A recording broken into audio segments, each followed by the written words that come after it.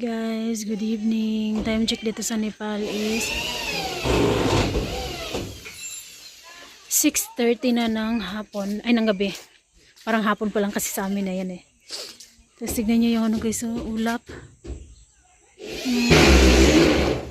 So guys, nakakabit na ng plywood ngayon sa aming kitchen. Ayan. Hindi pa siya tapos guys, no? Tapos yun yung ano natin, yung screen na nabili natin. Tapos kanina din is bumili ulit yung screen, pinabili tayo ulit ni Manang ng screen na ganito. Kasi sabi nila ni Manang and Uncle G is i-double ko daw ulit. And guys, naghanap ako ng screen na parang gaya sa atin sa Pilipinas. Yung parang pantindahan ba? Wala. Iba yung style na nila dito. Ito at saka yung parang pa ganyan ba. Parang pa ganito lang din. Pero malaki siya at saka manipis yung alambre niya. Kaya ito na lang yung kinuha ko guys. Kasi ito naman is subok na namin is maganda rin naman siya. Hindi kagaya nung kanina nung bago kong nakita na screen. Is ano siya guys. Manipis siya. Okay yung style. Yung ano niya, yung style niya parang sa atin lang din.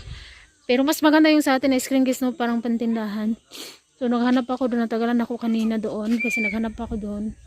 Wala, halos lahat ng mga benta nila is ano lang, kaparehas lang din at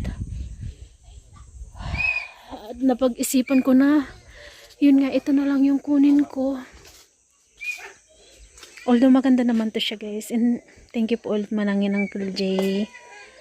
So kanina, yung kasama ko kanina si Aren. Si Aren yung sinama ko kasi si RG natulog at si Ayman.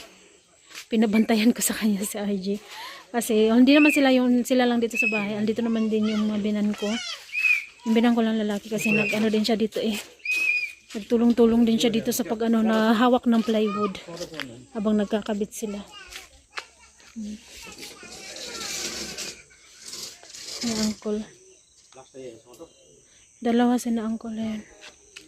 So hindi pa tapos guys. Bukas daw to nila matapos. And guys, alam nyo ba kagabi is sobrang kinabahan ako kagabi guys, no, dahil yung ano kagabi guys, yung hangin. Grabe yung hangin kagabi na halos tumunog talaga yung yero ba. Oh, natakot ako guys nung kasi baka liparin yung hangin, yung ano ba yung yero. Although matibay naman yung pagkagawa nila pero wala lang, hindi lang talaga mawala yun sa ano ko sa isip ko, yung natakot ako na baka nga alipa rin kasi nga tumutunog na nga dahil sa lakas ng hangin. Na ano talaga ako, ay Diyos ko Lord, pahintuin nyo na yung ano yung hangin. Sayutin natin. Magluluto sana ako pero hindi pa ako makapagluto doon sa pinakadulo kasi sila nagkabit na eh, yung banda sa may lutuan na. Kasi yung mga bata naman nandoon, si Aren nandito siya kanina, umuwi lang, naginom ng tubig daw, so bumalik na siya doon. Si RJ naman, kakabihis ko lang din, pumunta na siya doon.